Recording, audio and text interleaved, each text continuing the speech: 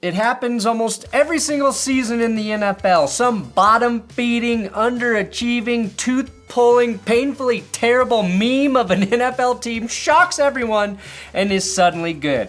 The 99 Rams, the 01 Patriots, the 2017 Eagles, all Super Bowl winners after being bad. The 06 Saints, the 2018 Bears and Texans, the 2012 Colts, the 2016 Cowboys. All vastly improved teams over the course of one offseason. Last year, of course, it was the Jacksonville Jaguars going from Urban Meyer to making Chargers fans officially okay with the team being out of San Diego. The 2020 Bengals turned into a 2021 Super Bowl contender.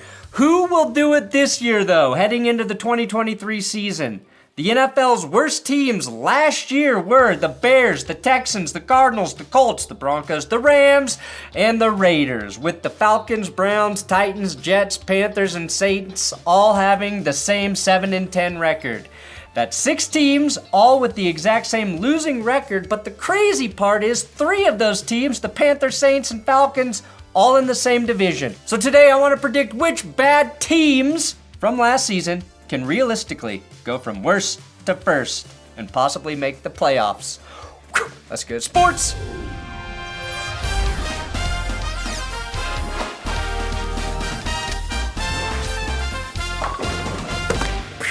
Hey, help this YouTube channel go from worst to first and subscribe here. Today's episode is sponsored by my friends at HelloFresh. And with my code That'sGood16, you're gonna get 16 free meals plus free shipping at HelloFresh.com. Now, one reason I keep using HelloFresh is because it's more convenient than going to the grocery store. It's cheaper and I'm reducing food waste by 25%. Okay, that was 3 reasons. Here's a 4th, though. The HelloFresh box doubles as a tripod when you're too lazy to go downstairs and get a real one. Here's a 5th. I try new meals solely because of HelloFresh. They have 40 recipes to choose from every single week. I've never made or eaten chicken sausage spaghetti bolognese, but that's what I just cooked. Not only was it delicious, it was done in about 30 minutes. They say a watched pot never boils. What they don't say is watching a boiling pot might burn your face. It can also be tough to eat well during the summer unless you have HelloFresh, which has Calorie Smart, Protein Smart, and new vegan recipes as well. Try HelloFresh this summer with my code That'sGood16 at HelloFresh.com and use those 16 free meals and free shipping to stick to an eating plan that works for you. All right, let's get right into the sexiness, okay? I do not think the Denver Broncos will go from worst to first because I guarantee the Chiefs will finish atop the AFC West again. But I'm calling my shot now, okay? The Broncos will finish second in the division and make the playoffs. Sean Payton already did it with the Saints in 2006, and just like that team, it's his first season with said team and with the quarterback everybody's written off. Now, I don't think the Chargers or the Raiders have really gotten substantially better. The Chargers added rookie Quentin Johnston, who I like in the draft, but now there's questions surrounding Austin Eckler. We only have a certain amount of time to play this game, and to say, nope, you're going to have to risk it all again on a 1-year guaranteed contract and tell someone that and put them in that situation, not give them a choice, is just tough for me to accept. I believe the Raiders have also gotten worse, and it doesn't take a Josh McDaniels level genius to understand why. Going from Derek Carr to Jimmy G with a papier-mâché foot is not an upgrade, nor is it even a lateral move. Not only did Josh McDaniels make Derek Carr worse, he somehow couldn't do the thing he's done better than any OC ever: get production out of his tiny white slot receiver, Hunter Renfrow. Renfrow battled injuries last year, but he went from a 100 reception season with over 1,000 yards to catching 36 balls for 330, with his average yards per reception dropping to a career low at 9.2. Plus, the Raiders have been trying to trade him. Devontae Adams, not happy. Waller, Carr, weren't happy. They gone. Renfrow can't be pleased, and we know Josh Jacobs is not happy with being franchise tagged. Essentially, nobody really wants to be there. They all feel the way Mark Davis looks. Now, the Chiefs have won the division for 7 straight years, which really makes me want to gouge my eyes out. And unless the police confuse Patrick Mahomes for his brother Jackson, they're going to be the favorite year in and year out. That said, Russell Wilson's workout routine is flawless. Denver now has the second best coach in the division in Sean Payton. They made the biggest coaching upgrade in the NFL. Denver will be the most improved team based on health alone. Javonte Williams, Garrett Bowles, Timmy Patrick all coming back. They added Ben Powers and Mike McGlinchey to their offensive line. That unit is better. If I'm wrong, then Denver will be mediocre, and Russ will go from the most memed NFL player to one nobody talks about. Now, there is only one bottom 10 team from last season that I am convinced will actually be substantially worse, the Arizona Cardinals. And it's hard to go from worse to even worse, but I respect the commitment, Arizona. The Cardinals may have gotten an upgrade at head coach when they moved on from Cliff Kingsbury and brought in Eagles defensive coordinator Jonathan Gannon. But right now, there's a very real scenario where the Cards are starting 5th round rookie QB Clayton Tune in week 1 against the Commanders. Their schedule starts with the Commies, the Giants, the Cowboys, the Niners, the Bengals, and they'll most likely be facing that cheese dick grater of an early season stretch without Kyler Murray.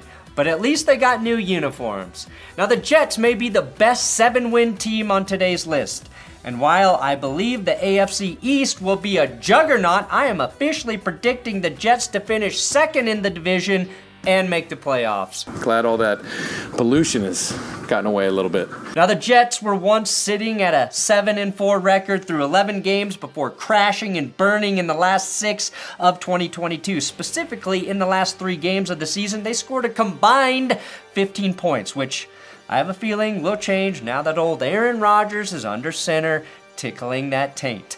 They're also getting Breece Hall back, right? And he was averaging 5.8 yards per carry and an astounding 11.5 yards per reception before his season came crashing to an end against Denver Week 7.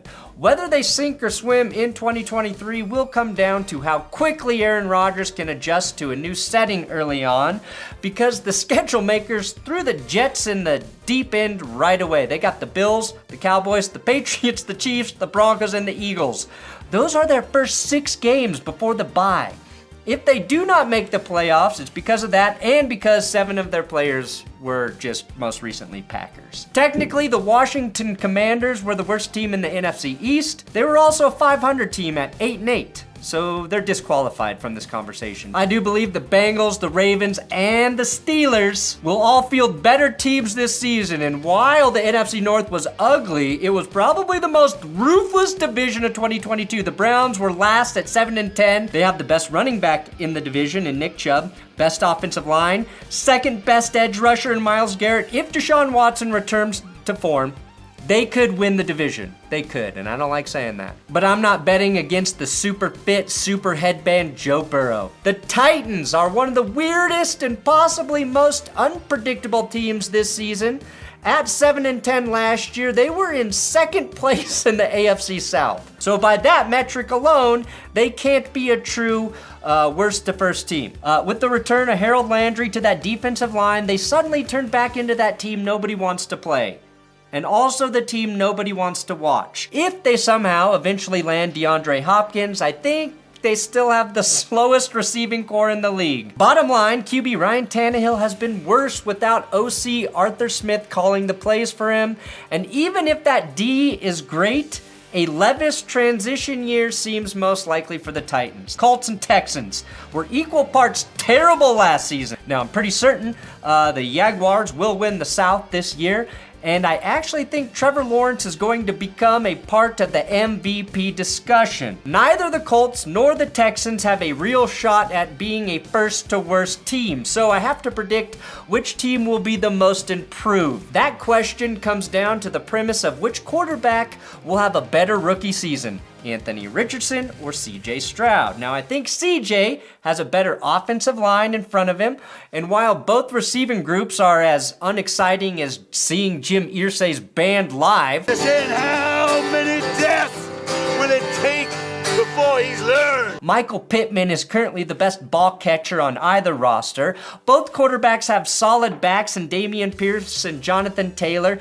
The question there is, can Pierce take another leap forward as a full-time workhorse, or will Jonathan Taylor find his way back to being the star of home improvement? Neither quarterback is in a great situation in terms of supporting offensive cast this season. That said, we are going to be talking about Anthony Richardson a lot more this season than CJ Stroud. I think he has a very good chance to win Offensive Rookie of the Year. I'm just here so I won't get fined. Nah, I'm just kidding. And that has everything to do with his head coach, Shane Steichen. Right now, the Texans offensive coordinator is Bobby Slowick.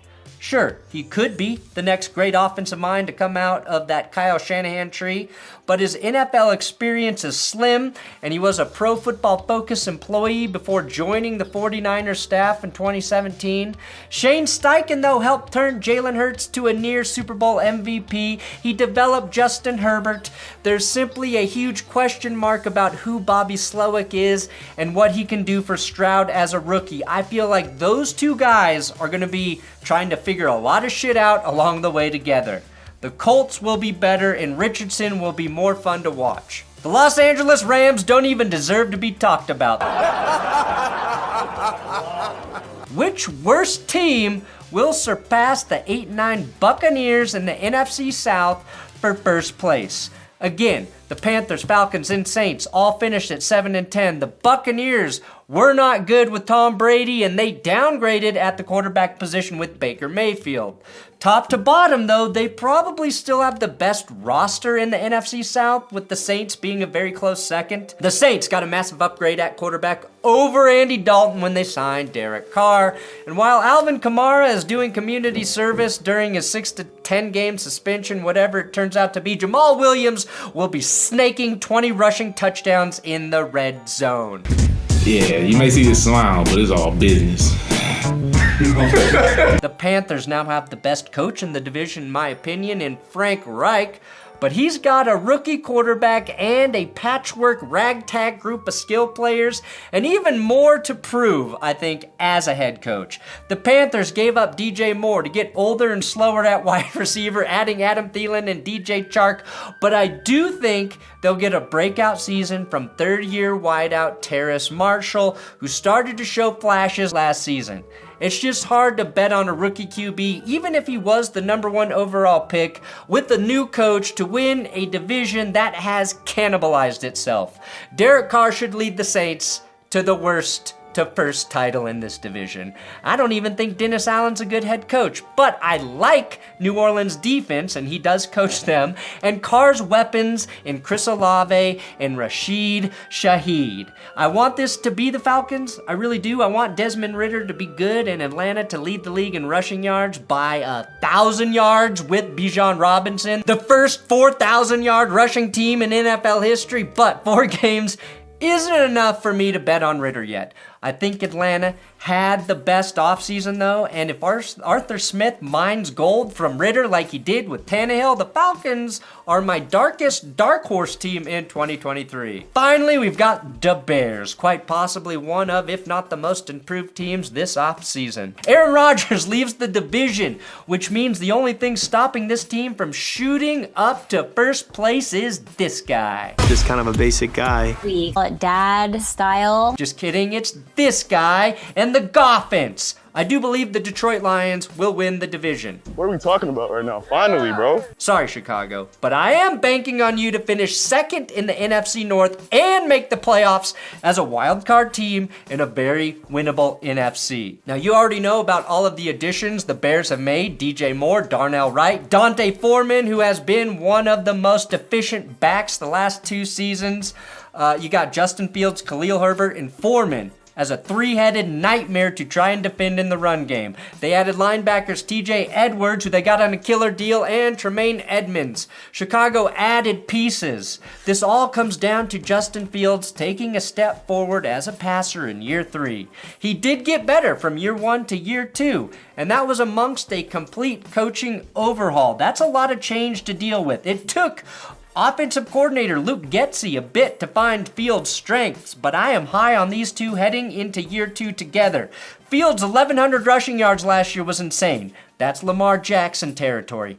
The good news is he doesn't have to do that again. Increasing yards and TDs with the addition of DJ Moore and Darnell Mooney and tight end Cole Kmet developing alongside Fields together are reasons for optimism. Hurts and Josh Allen both had breakout seasons in year 3, and the same is about to happen for Justin Fields. So this is it. This is my official prediction. Broncos and Bears, my AFC and NFC worst to first teams.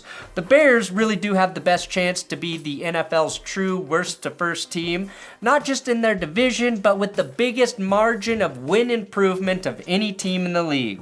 And even as I predict the Lions to win the NFC North, Chicago could easily top them. And unlike my other first to worst prediction in the Broncos, who I do legitimately believe can do it, not just because I'm a Broncos fan, the Bears are not dealing with Mahomes and the Chiefs. I can do that one. But let's keep it realistic. Second place, playoffs, Bears. Second place, playoffs, Broncos. And don't forget to check out BenchwarmerBrew.com. A great way to support my channel. We just dropped our Chai Tea Higgins. Chai Tea, TT.